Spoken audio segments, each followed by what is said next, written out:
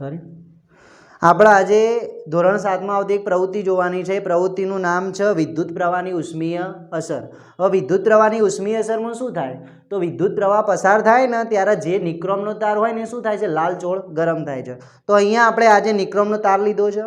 નિક્રોમના તારને કયા તાર સાથે જોડેલો છે વાહક તાર સાથે. વાહક તાર શેનો હોય તાંબાનો બનેલો હોય. ઓકે અને આ નિક્રોમનો તાર છે જે નિક્રોમનું તારને ગૂંચળું કહેવાય ને આપણે જેને આપણે શું કહીએ એલિમેન્ટ કહીએ છીએ. એ એલિમેન્ટ છે સમજણ પડી.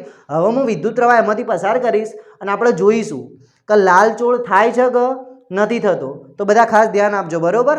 હું છે ને પ્લગ સાથે ભરાવું છું સીધો વાયર.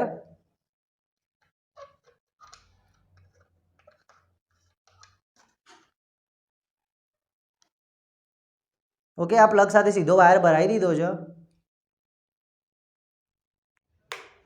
જો અહીંયા આ લાલચોળ ગરમ થયું અને એના કારણે